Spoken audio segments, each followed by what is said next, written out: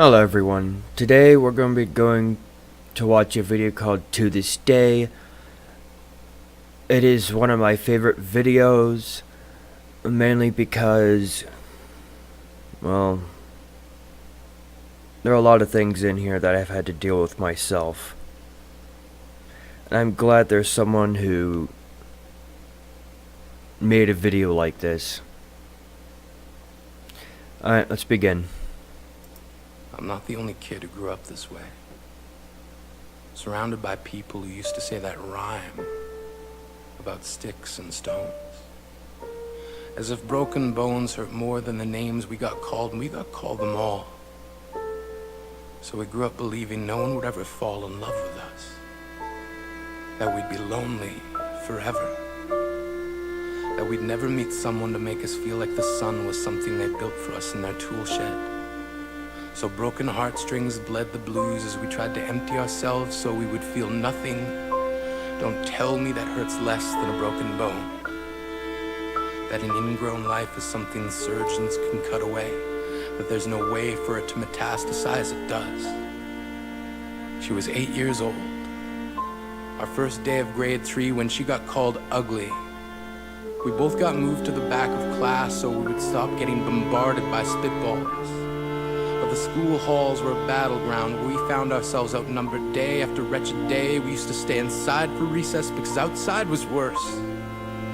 Outside we'd have to rehearse running away or learn to stay still like statues, giving no clues that we were there in grade 5. They taped a sign to the front of her desk that read, "Beware of dog." To this day, despite a loving husband, she doesn't think she's beautiful.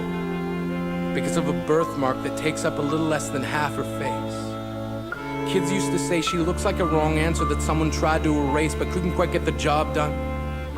And they'll never understand that she's raising 2 kids whose definition of beauty begins with the word mom.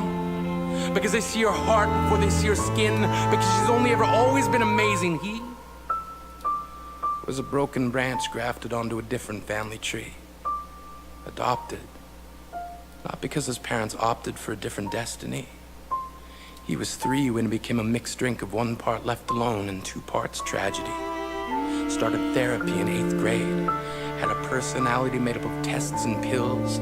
Lived like the uphills were mountains and the downhills were cliffs. 4/5 suicidal, a tidal wave of antidepressants, and an adolescence being called pauper. 1 part because of the pills. 99 parts because of the cruelty. He tried to kill himself in grade 10 when a kid who could still go home to mom and dad had the audacity to tell him, "Get over it." As if depression is something that can be remedied by any of the contents found in a first aid kit. To this day, he is a stick of TNT lit from both ends. Could describe to in detail the way the sky bends in the moments before it's about to fall. And despite an army of friends who all call him an inspiration, he remains a conversation piece between people who can't understand. Sometimes being drug-free has less to do with addiction and more to do with sanity. We weren't the only kids who grew up this way. To this day, kids are still being called names. The classics were "Hey stupid," "Hey spaz." Seems like every school has an arsenal of names getting updated every year. And if a kid breaks in a school and no one around chooses to hear, do they make a sound? Or they're just background noise from a soundtrack stuck on repeat when people say things like kids can be cruel? Every school was a big top circus tent, and the pecking order went from acrobats to lion tamers, from clowns to carnies. All of these miles ahead of who we were freaks. Lobster claw boys and bearded ladies. Oddities juggling depression and loneliness, playing solitaire, spin the bottle, trying to kiss the wounded parts of ourselves and heal. But at night, while the others slept, we kept walking the tightrope. It was practice, and yes, some of us fell. But I want to tell them that all of this is just debris. Left over when we finally decide to smash all the things we thought we used to be. And if you can't see anything beautiful about yourself, get a better mirror. Look a little closer. Stare a little longer. Because there's something inside you that made you keep trying despite everyone who told you to quit. You built a cast around your broken heart and signed it yourself. You signed it. They were raw. Because maybe you didn't belong to a group or a clique. Maybe they decided to pick you last for basketball or everything. Maybe you used to bring bruises and broken teeth to show and tell but never told. Because how can you hold your ground if everyone around you wants to bury you beneath it? You have to believe that they were wrong. They have to be wrong. Why else would we still be here? We grew up learning to cheer on the underdog because we see ourselves in them. We stem from a root planted in the belief that we are not what we were called. We are not abandoned cars stalled out and sitting empty on some highway. And if in some way we are, don't worry. We only got out to walk and get gas. We are graduating members from the class of We Made It.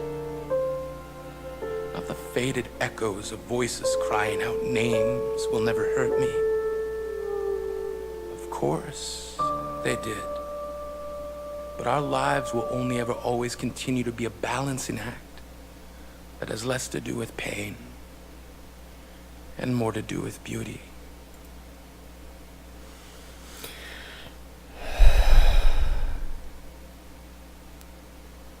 Always like that video. Always reminds me that I made the right choices.